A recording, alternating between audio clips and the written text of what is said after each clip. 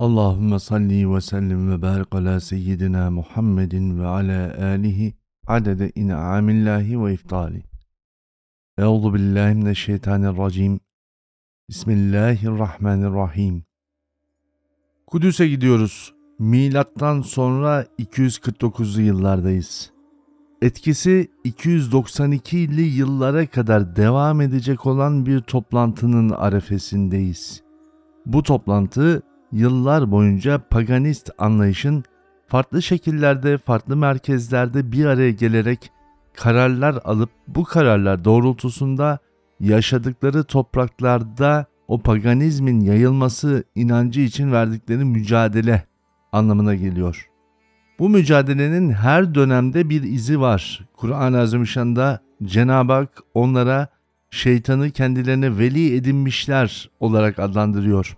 Şeytanı veli edinmiş insanlığın özellikle Roma dönemine geldiğimiz andan itibaren paganistik inancı çok daha kalıcı hale getirmek ve bu kalıcılığı zihinlerde oturtturabilmek için ciddi bir mücadelesi var.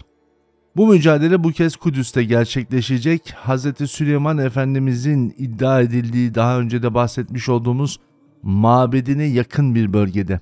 Ve bu toplantılar zaman içerisinde Süleyman Mabedi ile çerçevelenecek olan ve popüler hale gelecek olan olayların da kökenini ifade ediyor. Yoksa Süleyman Efendimizin Hazreti Süleyman'ın mabedi sadece Kudüs'te değil, dünyanın dört bir tarafına yayılmış haldeydi. Bu konuda da izahatı yine Siyer-i Nebi'nin içinde beyan etmiştik. Katılımcılar arasında bu sefer Roma aristokrasisini görmeye başlıyoruz. Roma aristokrasisi özellikle Ege'nin felsefe okullarında yetiştirilerek geometri ve spiritüel alanlarda kendini daha da geliştirmiş olan isimlerden oluşuyor. Bu arada sadece bunlar yok, aynı zamanda Yahudilerden de temsilcileri barındırıyor bu toplantı. Yahudiler nasıl paganlarla bir işbirliği içerisinde diyecek olursanız, onların her dönemde kendi maddi çıkarları için her türlü konuda kendi inançlarından cayabildiklerine dair ibareler Kur'an-ı Azimüşşan'da Cenab-ı Hak tarafından bizlere beyan ediyor. Aralarında ilginç bir isim daha var. O da Paulus'un yıllar sonra gelen, onun izini takip eden isimlerden bir tanesi. O Cornelius isimli zat. Daha sonra papalıkta göreceğiz. Nasıl papalığa geldiyse oldukça ilginç bir konu. Çünkü kendisinden önce papalık makamında olduğu ifade edilen Papa Fabianus'un tutuklanıp öldürülmesine vesile olmuş isimden bahsediyoruz. Papa Fabianus başına güvercin konduğu için seçilen bir isimdi. Herkesin papayı seçmek için bir araya geldiği bir toplantıda bir güvercinin havada uçup onun başına konduğu, aslında papalık makamına gelecek kadar bilgi sahibi olmadığı tarih kayıtlarında ifade edilir. Halbuki Papa Fabianus kendi yaşamış olduğu dönemde özellikle Aziz Paulus'tan gelmekte olan o paganistik inanç ve anlayışını çok da kabul eden isimler arasında yer almıyordu. Dolayısıyla Hristiyanlığın bu erken dönemi diye tabir edilen Roma'nın henüz kabul etmediği bu dini özüyle yaşama taraftarı olarak yine bir sonra gelecek olan Papa'nın devletin derinliklerinde kurmuş olduğu ilişkiler sebebiyle tutuklanmasına ve öldürülmesine vesile olacak olaylar gerçekleşmişti. Bizzat Cornelius yapmadı bunu elbette ama paganistlerin papalığın başına getirmek üzere seçeceği bu isim bu kez milattan sonra 249 yılında gerçekleştirilen pagan toplantısında yerini alıyordu. Cornelius'u Hristiyan topluluklar asla istememişti. Bugün dahi tarih kitaplarında ondan bahsedilirken ilginç bir ibare vardır. Papalık makamında oturan bir kişi için ilk defa cin ve şeytan çıkarma ayin yöneticisi olarak çıkar karşımıza. O tarihe kadar papalık makamında oturmuş hiçbir isim için böyle bir iddia yoktur. Dolayısıyla cinlerle, şeytanlarla bu kadar yakın ilişki kurmuş. Üstüne üstlük bir de bunu insanları böyle bir illetten kurtarabildiğine dair, tabiri caizse tırnak içinde bir kerameti olduğuna dair işaretler beyan edilmişti.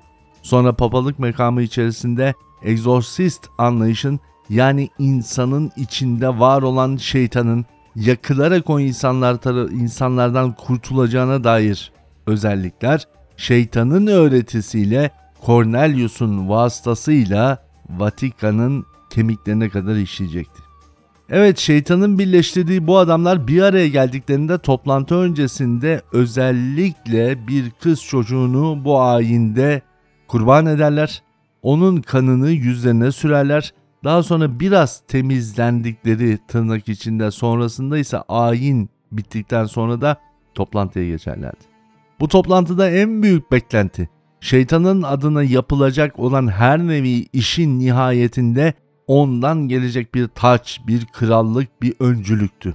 Bugün Hristiyan dünyasının anlatmış olduğu krallık kelimesinin kökenlerini dahi bu pagan ayinlerinde görmek mümkün olabilir. Hakikat bu çok daha uzun uzadıya bir olayın temel noktalarından bir tanesi, apayrı bir şekilde değerlendirmek gerekiyor paganizmi.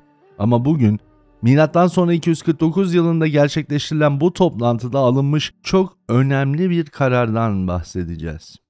Pagan yönetiminin merkezi olarak Süleyman'ın gizli yeraltı mabedi olarak adlandırılacak bölümde, yakın bir bölümde yapılan bu ayin sonrasında artık burası bir yeraltı toplantı merkezi haline de getiriliyor. Çünkü o akşam o toplantı esnasında duvarlarda görülen kızıl gölgeler artık bu pagan toplantısına katılanlar için oldukça önemli bir işaret haline geliyor.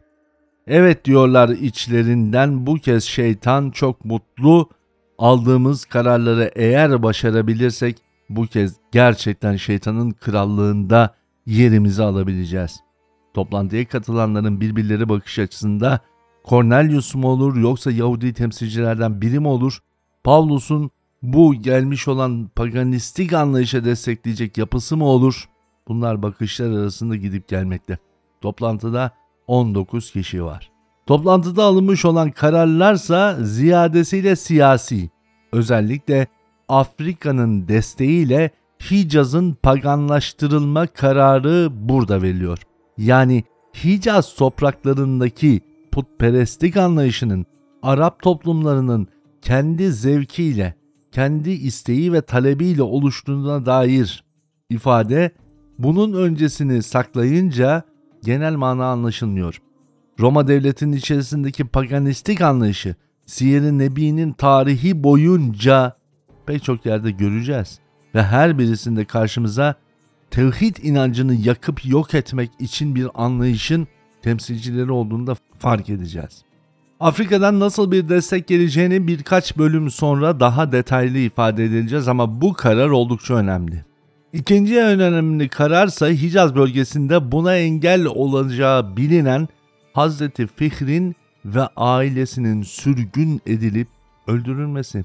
Öyle ya, şeytan dahi Hazreti İbrahim Efendimiz, Hazreti İsmail ve Hacer validemizi Mekke topraklarına bıraktığında aynı mücadeleyi vermemiş miydi? Bugün de o mücadele sonucunda başarısızlığı kayıt altına alınmış olan şeytan, bu insanlara vermiş olduğu vesveseler, cinlerle yaptığı bütün baskılarla ve onların da bunlara tabii ki kanmasıyla ve bu yola girmeleriyle, küfrün kendisiyle Hazreti Fihr'i öldürmek, onda var olan Nur-u Muhammedi'yi ortadan kaldırmak, ailenin tamamını sürgün edip yok edici bir serüven başlatmak arzusundaydılar. Üçüncü ve en önemli konulardan birisi ise Hun İmparatorluğu'nun desteklenmesiydi. Evet, Türk tarihinin en önemli, en kıymetli devletlerinden biri olan Hun İmparatorluğu'nun, özellikle Avrupa Hun Devleti'nin bu manada Hristiyanlaşması bu toplantıyla yakinen ilişkili. Evet, Türkler hiçbir zaman paganistik bir anlayışa girmediler. Ama Avrupa'ya göç etmiş olan Türklerin Hristiyanlaşması bu toplantıda alınan kararlar neticesinde başarısızlıkla sonuçlanan paganist edememe durumu karşısında en azından paganist Hristiyanlığa dahil olma sonucunu doğurdu. Ve bugün bizler Macaristan topraklarında Türk dostlarımızı, Türk arkadaşlarımızı gördüğümüzde onların Hristiyanlığı seçmiş olmalarına şaşırıyor olabiliriz. Ama bir hakikat, her şey bu toplantı sonrasında başlayan harekatla gerçekleşti. Bu üç önemli kuralın ardından şunu iyi anlamak gerekiyor. Artık Roma'da bir kargaşa dönemine gidiyoruz. Bu kargaşa yıllar sonra bugün dahi Roma'nın iç bunalımları gibi anlatılır. Oysa ki bu bunalım bu paganistik toplantıda alınmış olan kararlar çerçevesindedir. Ve bu kararlar çerçevesi Roma'da nasıl bir etki meydana getirmiştir? Yarın da ona bakacağız inşallah. Bugünlük kalın sağlıcakla.